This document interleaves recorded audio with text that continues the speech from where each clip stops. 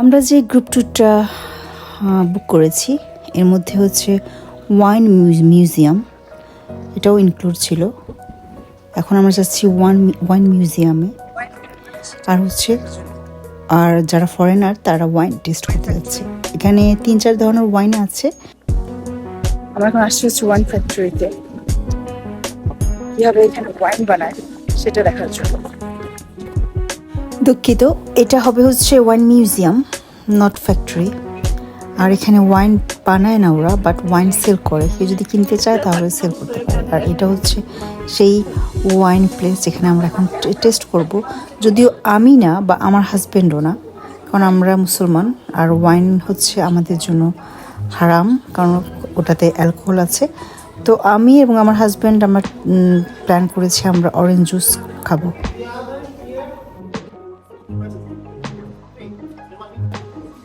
তো এই হচ্ছে আমার অরেঞ্জ জুস। ওরা আমাকে অরেঞ্জ জুস দিয়েছে, এখন অরেঞ্জ জুসই আমি খাবো। আমার জন্য এটাই পারফেক্ট, না কি বলেন?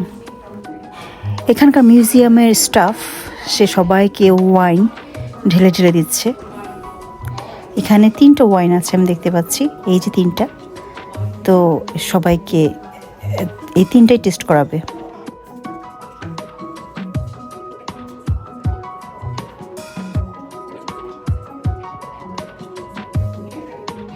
এই হচ্ছে আমার অরেঞ্জ জুস, কি সুন্দর টকটক অরেঞ্জ কালার।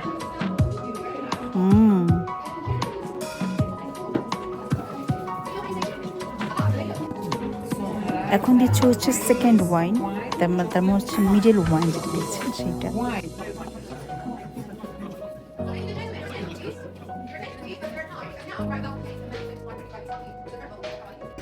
এখন চলে আসছি হচ্ছে আমরা একটা কাঠের শপে। দেখেন এখানে কাঠের কি সুন্দর সুন্দর শো পিস পাওয়া যায়।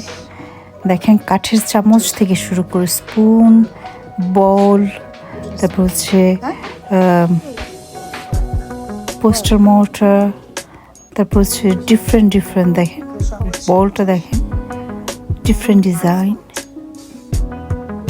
চমৎকার।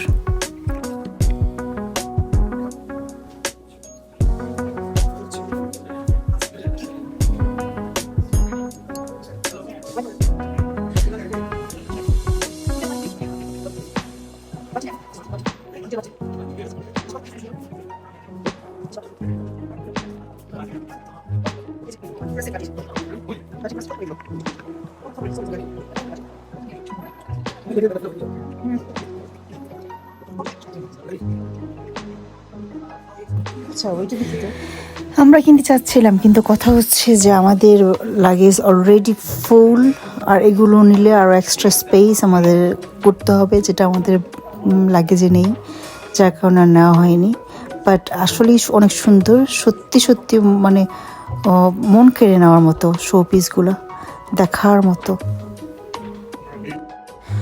ঘুরতে ঘুরতে চলে আসছি হচ্ছে আমরা ওয়াইন মিউজিয়ামে। এই হচ্ছে ওয়াইন মিউজিয়াম। এইখানে হচ্ছে পুরো গ্রিক হিস্ট্রি, আগের মানুষগুলো কীভাবে ওয়াইন তৈরি করতো, কীভাবে ম্যানুয়ালি মানে হাত দিয়ে করতো।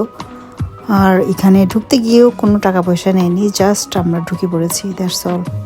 ওই শপটার পরেই হচ্ছে এই মিউজিয়ামটা। আর এখানে সব হচ্ছে ডিফারেন্ট কালারের ডিফারেন্ট টাইপের মেশিন, মানে ম্যানুয়াল যে মেশিনগুলো সেগুলো।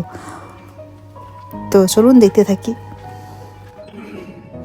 এই মিউজিয়ামটাতে গ্রিক মানুষরা, আগের যে মানুষগুলো 1600 থেকে 1900 পর্যন্ত, তারা কিভাবে ওয়াইন তৈরি করত, তাদের যে লাইফস্টাইল সব কিছু এইখানে মানে মিউজিয়াম করে রেখেছে, মানে মেমোরি করে রেখেছে। সো যখনই কেউ আসবে প্রাচীন গ্রিক স্টাইল, ওদের লাইফস্টাইলটা দেখতে পারবে। আর যে কেভটাতে মিউজিয়াম করা হয়েছে এটা একেবারেই ন্যাচারাল একটা কেভ।